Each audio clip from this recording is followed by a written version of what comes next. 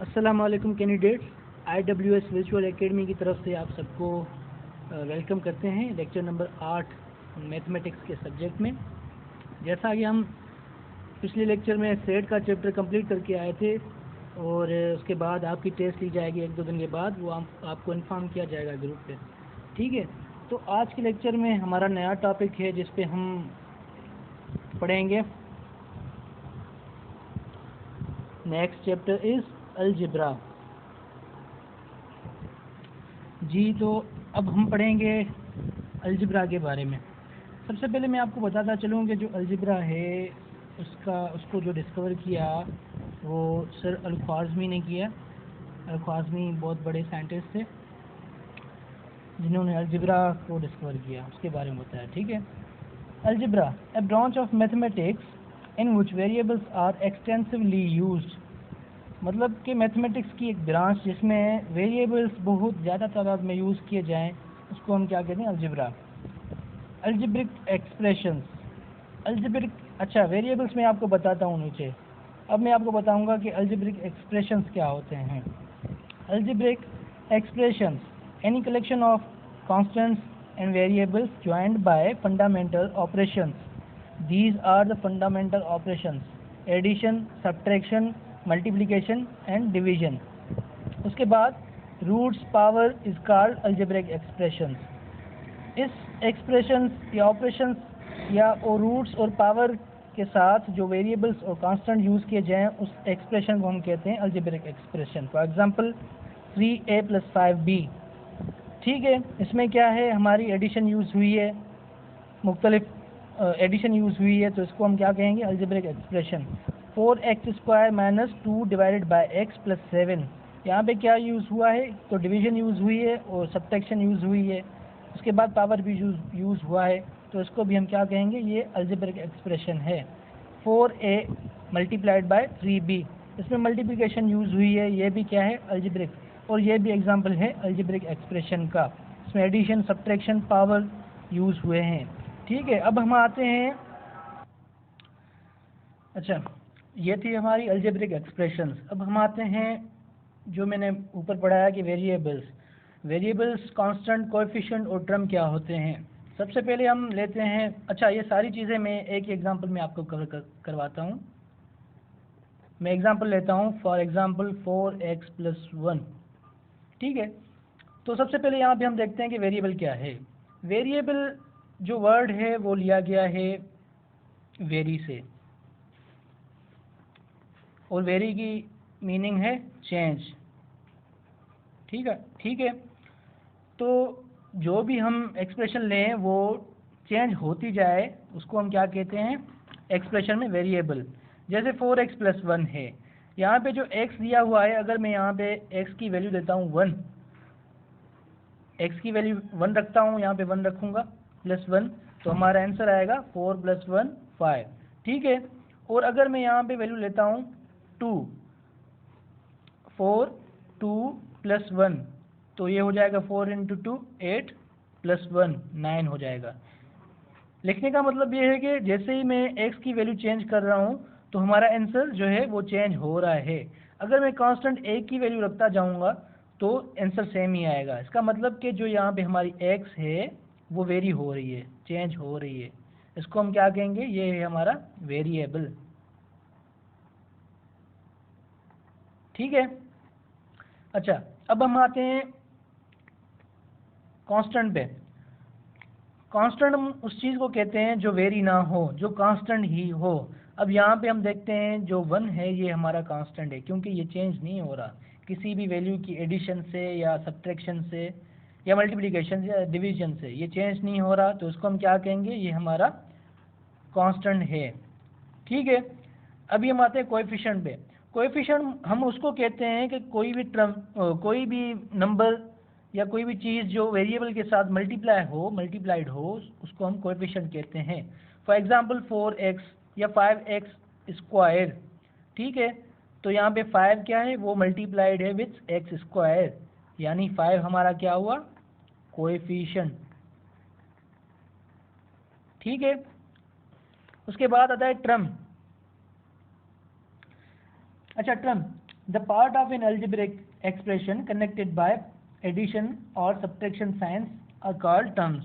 मतलब कोई भी जो हमारी algebraic एक्सप्रेशन है उसमें कोई भी पार्ट जो है एडिशन या सब्ट्रैक्शन साइन से कनेक्टेड है तो उसको हम क्या कहेंगे, टर्म। फॉर एग्जांपल जैसे मैंने लिखा 4x + 1, ठीक है, यहाँ पे हम पॉजिटिव साइन लिखते नहीं है, वैसे होती है, अगर मैं नेगेटिव साइन लूँ तो ये नेगेटिव हो जाएगी, ठीक है, इसको मैं ये ऐसे भी लिख सकता हूँ, ठीक है। अब यहाँ पे क्या हो गया, 4x कनेक्टेड है किसके साथ, माइनस के साथ, और +1 कनेक्टेड है एडिशन के साथ।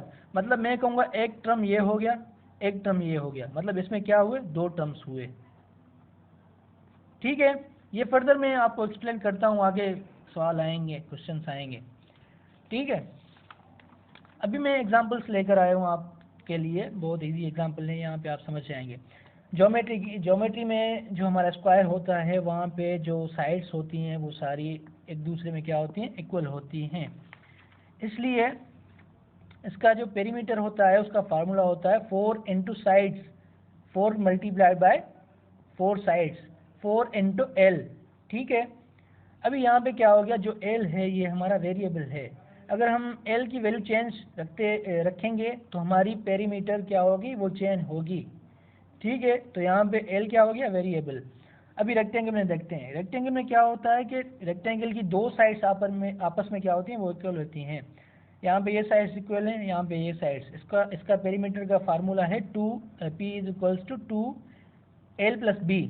अब यहाँ पे l + b क्या हो गया, ये वेरिएबल हो गया, क्योंकि अगर हम इसकी वैल्यू चेंज रखते हैं तो पेरीमीटर की वैल्यू चेंज होगी, ठीक है। अभी मैं एग्जांपल आपके लिए लाया हूँ कि हम जो एक्सप्रेशंस होती हैं वो इस फॉर्म में भी लिख सकते हैं, इसको साइड में रख के इस फॉर्म में भी लिख सकते हैं। अगर लिखा होगा कि a number +3, मतलब इसका क्या मतलब होगा, m + 3, a number +3। For example m एक नंबर है, वो 3 के साथ प्लस हुआ है, और इसको मैं इस तरह भी लिख सकता हूँ, sum of a number and 3, sum of a number and 3, और m इज इंक्रीज्ड बाय 3, इसको मैं इस तरह भी लिख सकता हूँ, m इज इंक्रीज्ड बाय 3, ठीक है। उसके बाद अगर मैं कहूँ कि 3 एडेड टू m, तो ये भी सेम ही हो जाएगा, या फिर 3 इज मोर देन m, मतलब ये मुख्तलिफ चीज़ें जो हैं लिखी हुई हैं, इसको हम एक ही एक्सप्रेशन में लिख सकते हैं। अभी मैं इसमें जो m + 3 है, इसमें आपको वेरिएबल्स, कोएफिशिएंट्स, कांस्टेंट और टर्म निकाल के दिखाऊंगा, ठीक है। अब यहाँ पे आप सोचें, यहाँ पे इसका वेरिएबल क्या होगा, इसका वेरिएबल होगा m, क्योंकि अगर हम m की वैल्यू चेंज रखते जाएंगे तो हमारा आंसर डिफरेंट आएगा, ठीक है। m हमारी हो गई वेरिएबल। कोएफिशिएंट मैंने आपको बताया था कि कोई भी जो हमारा नंबर या कोई भी चीज़ है, अगर वो किसी भी एडिशन या सब्ट्रैक्शन वाली साइन से मल्टीप्लाइड है या उसके साथ है तो उसको हम क्या कहेंगे, वो है, अच्छा वो हो गया टर्म। कोएफिशिएंट मैंने आपको बताया था कि कोई भी अगर वेरिएबल है उसके साथ कोई भी नंबर मल्टीप्लाइड है तो उसको हम कहेंगे कोएफिशिएंट। अभी ये क्या हो गया, वेरिएबल m + 3, कोई भी अगर वेरिएबल लिखा हुआ हो या कोई भी चीज़ लिखी हुई हो तो उसके साथ लाजमी एक मल्टीप्लाइड होता है, ठीक है। तो यहाँ पे हम एक को क्या कहेंगे, ये हमारा है कोएफिशिएंट। और अब आ गया कांस्टेंट, m तो हो गया वेरिएबल, तो 3 हो गया हमारा कांस्टेंट। अभी हो गया टर्म्स मैंने आपको बताया कि कोई भी जो एक्सप्रेशन है उसमें एडिशन या सब्ट्रैक्शन दी हुई हो किसी भी नंबर से या वेरिएबल से, तो उसको हम क्या कहेंगे, टर्म। अभी इसमें क्या टर्म्स हो, कितनी टर्म्स होगी, 2। अभी एग्जांपल नंबर 2 में आपके लिए लाया हूँ कि अ नंबर -7 या डिक्रीज 7, नंबर डिक्रीज बाय 7, तो इसको मैं क्या लिखूंगा, कैसे लिखूंगा, कोई भी नंबर है, फॉर एग्जांपल f -7, ठीक है। तो अभी इसके मैं क्या निकालूंगा, वेरिएबल्स, कोएफिशिएंट, कांस्टेंट और टर्म्स। वेरिएबल, कोएफिशिएंट, कांस्टेंट और टर्म, ठीक हो गया। अभी इसमें वेरिएबल कौन सा है, वेरिएबल लाजमी f ही होगा, क्योंकि f क्या होगा, वो मुख्तलिफ जो है अपने वैल्यूज़ के साथ चेंज हो गया होगा। ठीक है, अगर मैं एफ़ का वैल्यू चेंज रखूँगा तो आंसर चेंज आएगा। अभी यहाँ पे एफ़ हो गया वेरिएबल, कोएफिशिएंट क्या हो गया, कोएफिशिएंट इसके साथ कुछ ना कुछ मल्टीप्लाई होगा, लाजमी 1 होगा, तो 1 कोएफिशिएंट हो गया। उसके बाद अगर ये कोई वेरिएबल है तो ये हमारा कांस्टेंट होगा, 7 कांस्टेंट हो गया। और टर्म्स कितने हैं, एक ये, तो 2 टर्म्स हो गए। ठीक है, उसके बाद दूसरा एग्जांपल है, ये सब्ट्रैक्शन का था एग्जांपल। उसके पहले अच्छा अभी हो गया, अभी एग्जांपल है, फॉर एग्जांपल मैं ये लेता हूँ एग्जांपल 2n। इसमें हमें बताना है कि कोएफिशिएंट क्या है, वेरिएबल क्या है, टर्म क्या है और कांस्टेंट क्या है। ठीक है, यहाँ पे 2 क्या होगा हमारा कोएफिशिएंट। ठीक है, उसके साथ क्या मल्टीप्लाइड है, एक नंबर मल्टीप्लाइड है, वो बताया नहीं गया, तो ये हमारा नंबर क्या होगा, वेरिएबल।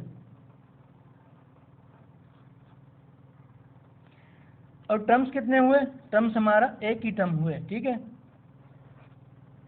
उसके बाद क्या बोला है इसने, कांस्टेंट। इसमें कांस्टेंट क्या होगा, कांस्टेंट हमारा कोई भी नहीं है, तो इसमें कांस्टेंट होगा 0। ठीक है, उसके बाद दूसरा एग्जांपल मैं ले रहा हूँ कि आपके लिए डिवीजन का, अ नंबर डिवाइडेड बाय 5। इसको मैं इस तरह लिख सकता हूँ, अ नंबर डिवाइडेड बाय 5 या फिर n डिवाइडेड बाय 5। अब इसमें हमको बताना है कि इसमें वेरिएबल कौन सा है, कांस्टेंट कौन सा है, कोएफिशिएंट कौन सा है और टर्म कौन सा है। इसमें जो हमारा वेरिएबल होगा वो हमारा क्या है, n, क्योंकि अगर मैं नंबर चेंज करता जाऊंगा तो आंसर चेंज आएगा, ये वेरी हो रहा है, चेंज हो रहा है, तो n हमारा होगा वेरिएबल। ठीक है, कोएफिशिएंट क्या होगा, कोएफिशिएंट ये मल्टीप्लाइड है बाय n, तो ये 1/5 हमारा क्या होगा कोएफिशिएंट। और कांस्टेंट क्या होगा, कांस्टेंट इसमें कुछ भी नहीं है, तो हमारा कांस्टेंट होगा 0। और टर्म्स कितने हुए, एक ही टर्म में, तो एक टर्म होगा। ठीक है, अगर वेरिएबल, कांस्टेंट, कोएफिशिएंट,